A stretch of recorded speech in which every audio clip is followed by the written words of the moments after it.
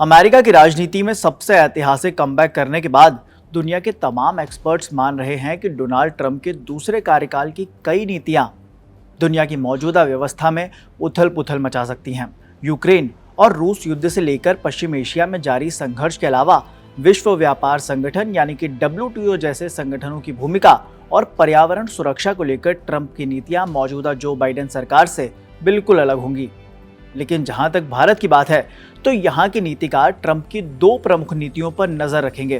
पहली, हिंद प्रशांत क्षेत्र को लेकर चीन की आक्रामक गतिविधियों को रोकने और दूसरी, चीन में बने उपकरणों पर अमेरिकी निर्भरता को खत्म करने को लेकर नई सरकार की नीति। हालांकि भारत और अमेरिका के रिश्ते सिर्फ चीन सेंट्रिक नहीं हैं।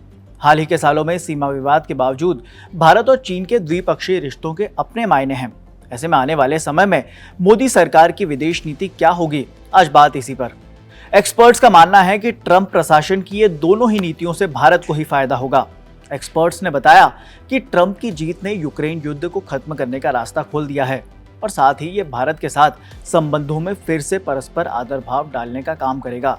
बाइडेन प्रशासन के भीतर के लोगों के हस्तक्षेप की वजह से भारत के साथ अमेरिका के रिश्तों में हल्का सा तनाव आ गया था।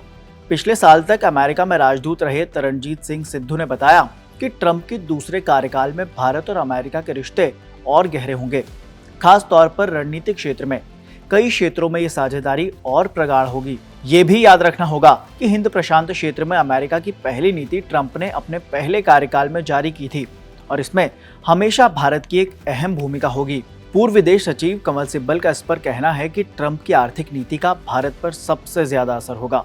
वो हर देश से आने वाले उत्पादों पर 10 से 20% ज्यादा आयात शुल्क लगाने से लेकर भारत को सबसे ज्यादा शुल्क लगाने वाला देश बताते रहे हैं। इस बारे में भावी अमेरिकी नीतियां महत्वपूर्ण होंगी। विदेश मंत्रालय के अधिकारी बताते हैं कि चीन की बढ़ती गतिविधियों को देखकर क्वाड का गठन हुआ है। पिछले 3 सालों में देखा जाए तो क्वाड के अंदर सहयोग बहुआयामी हुआ है, तो दूसरी तरफ हिंद प्रशांत क्षेत्र में भी चीन पहले के मुकाबले ज्यादा आक्रामक हो गया है। ऐसे में निश्चित तौर पर क्वाड की सक्रियता भी बढ़ेगी। लेकिन भारत और अमेरिका के रिश्ते सिर्फ चीन केंद्रित नहीं हैं। हाल ही के सालों में सीमा विवाद के बावजूद भारत और चीन के द्विपक्षीय रिश्तों के अपने मायने हैं।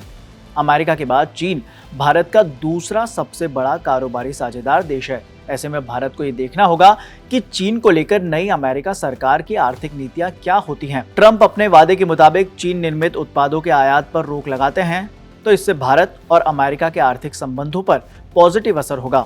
हालांकि इन सभी के बीच देखना यह भी दिलचस्प होगा कि भारत सरकार की विदेश नीति चीन और अमेरिका को लेकर कितनी बदलेगी।